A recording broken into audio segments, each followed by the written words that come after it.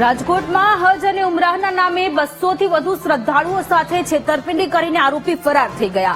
ભોગ બનેલા લોકોએ અફઝલ અને ફિરોઝ નામના આરોપી સામે ફરિયાદ નોંધાવતા સમગ્ર મામલો પ્રકાશમાં આવ્યો. આ ઘટનામાં બી ડિવિઝન પોલીસે બંને શખ્સ વિરુદ્ધ તપાસ શરૂ કરી છે. 4 મહિના પહેલા બુકિંગમાં ડિસ્કાઉન્ટની લાલચ આપીને એડવાન્સ રકમ ઉઘરાવીને 2G ટૂર્સના સંચાલકો ફરાર થઈ ગયા છે. બુકિંગ કરાવ્યા બાદ પ્રવાસીઓ અમદાવાદ પહોંચ્યા ત્યારે છેતરપિંડીનો ભોગ બન્યાની જાણ થઈ. આશરે 3 કરોડની છેતરપિંડી કરીને રાજકોટના ભગવતીપરા વિસ્તારની ઓફિસે તાળા મારીને આરોપીઓ ફરાર થઈ ગયા હોવાનું સામે આવ્યું છે. 60,000 થી 1.5 લાખ સુધીના અલગ અલગ પેકેજ બુક કરાવવામાં આવ્યા હતા, જેમાં રાજકોટ, મોરબી, ટંકારા, જેતપુરના લોકો ભોગ બન્યા છે.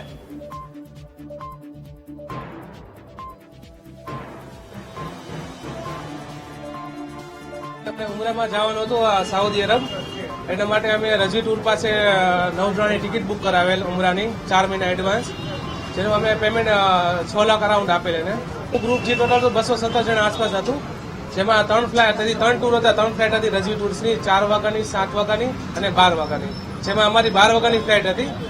અહીંથી સવારે રજીવાળા સાથે વાત થઈ કે તમે ટર્મિનલ 2 અમદાવાદ એરપોર્ટમાં પહોંચી જાઓ 7 વાગ્યા લગી.